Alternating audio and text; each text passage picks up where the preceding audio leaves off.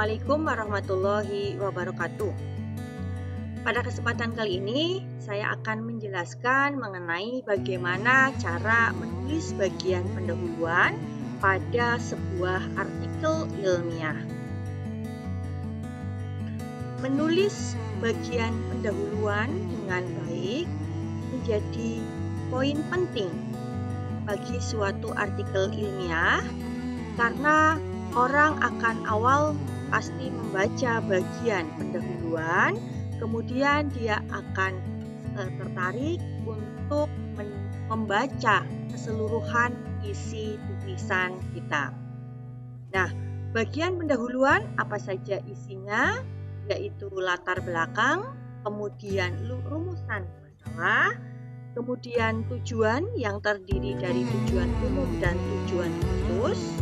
Manfaat kita bisa tulis manfaat bagi ilmu pengetahuan, manfaat bagi perawat, misalkan tulisan bukan untuk perawat dan masyarakat, serta manfaat bagi masyarakat.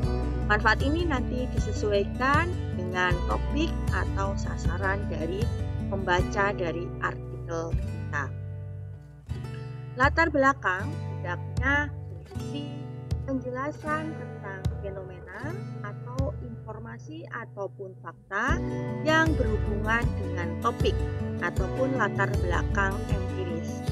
Fenomena, informasi, dan fakta ini sebaiknya ditulis sesuai dengan data yang terbaru.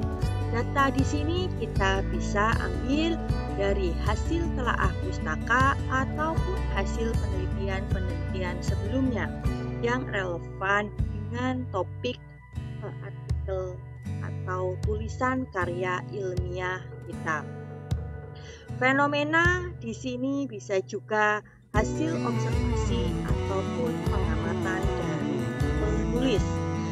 Penulisan fenomena ini diharapkan ditulis dengan detail, kemudian juga dengan menarik. Misalkan kita akan menulis tentang kasus COVID-19 di Indonesia, kita bisa ungkapkan angka-angka kejadian, positif COVID-19, kemudian berapa yang sembuh, berapa yang meninggal, dan kita bisa, supaya menarik, kita bisa menuliskan angka, misalkan kenaikan dari kasus COVID-19, besarnya kenaikan, kemudian atau kita tulis besarnya peningkatan angka kesembuhan, penurunan angka kematiannya, misalkan seperti itu. Sehingga topik fenomena ditulis secara menarik sehingga orang akan tertarik untuk membacanya. Setelah kita menuliskan fenomena, kemudian pada latar belakang harus menuliskan adalah gap atau kesenjangan.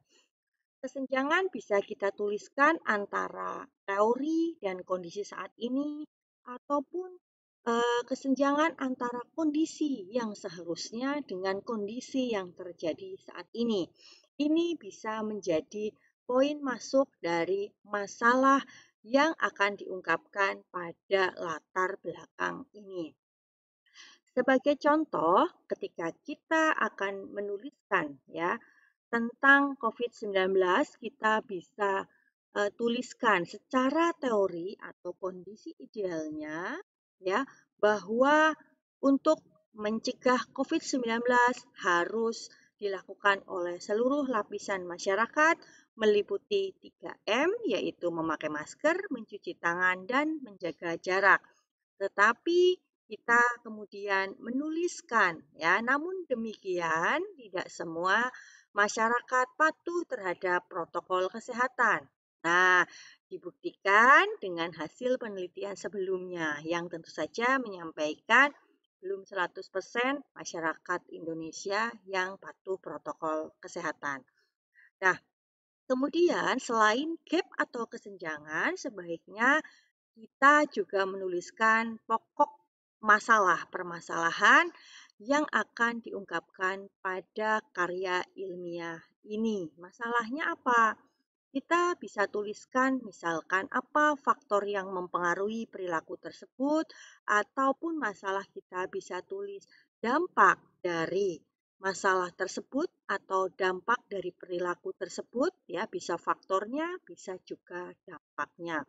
Nah, kita juga bisa ungkapkan kembali dengan fenomena ataupun angka, ya yang bisa misalkan mempengaruhi tadi COVID-19 ataupun dampaknya. Bisa juga diungkapkan lagi dengan angka kejadian.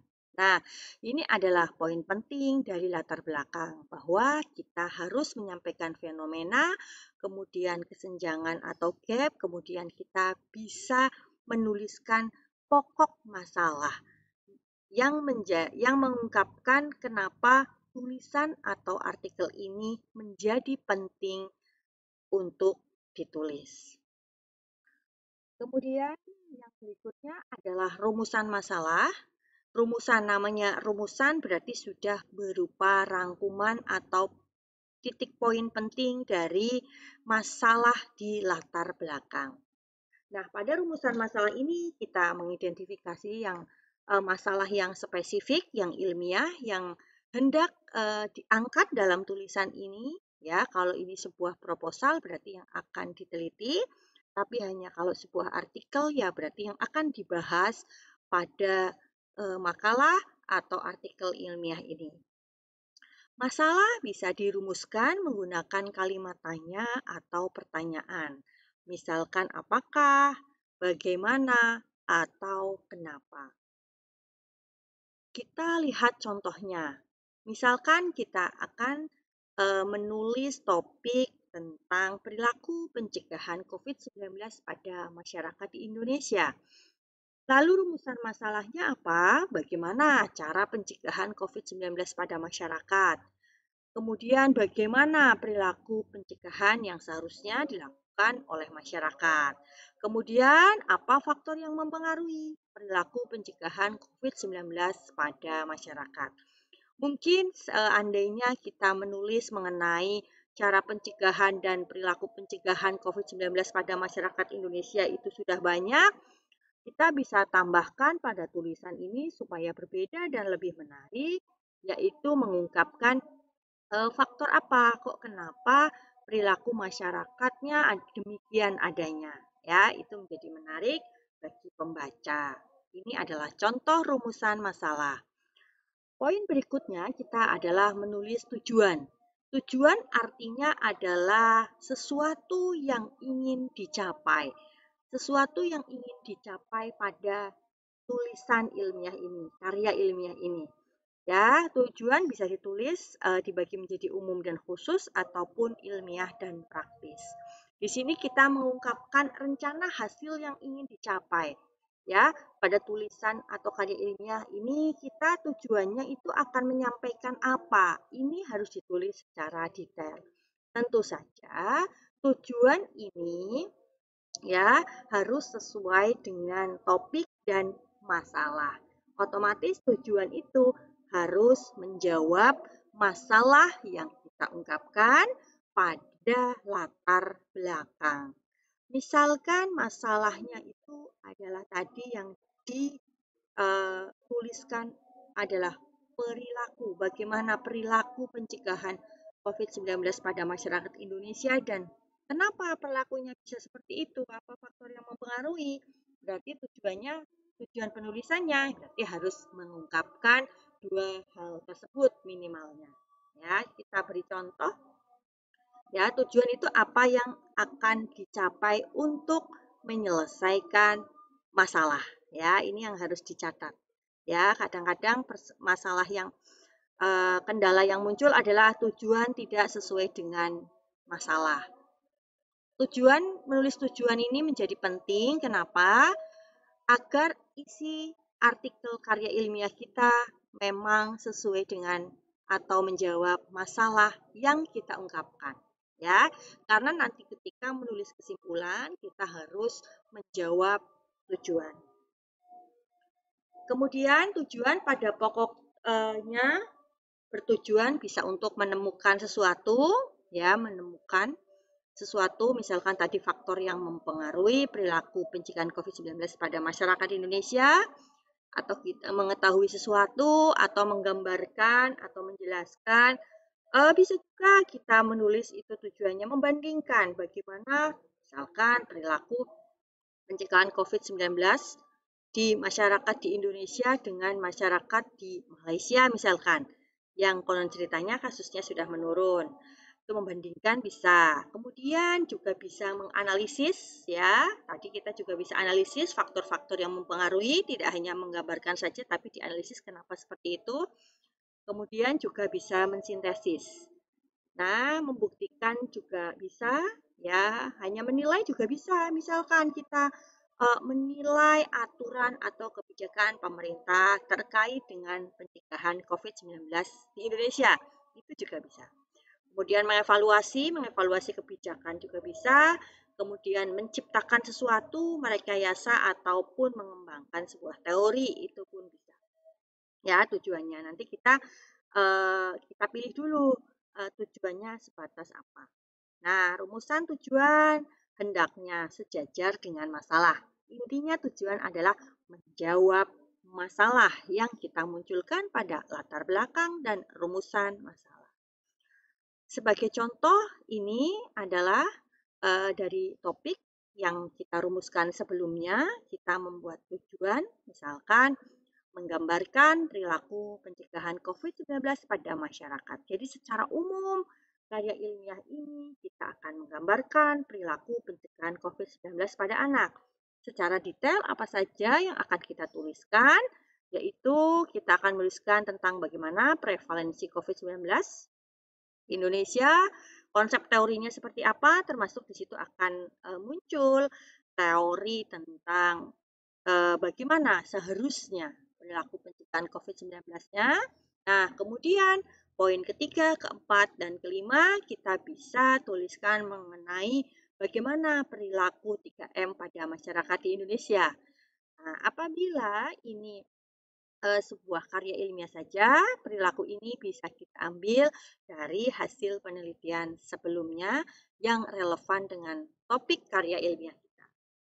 Kemudian yang terakhir kita mengidentifikasi faktor yang mempengaruhi perilaku masyarakat dalam pencegahan COVID-19 ya, untuk menjawab kenapa perilakunya kok seperti itu. Ya. Kemudian setelah tujuan kita menulis manfaat ya. Perlu diperhatikan bahwa manfaat ini berbeda dengan tujuan. Tujuan adalah hasil akhir yang ingin kita capai.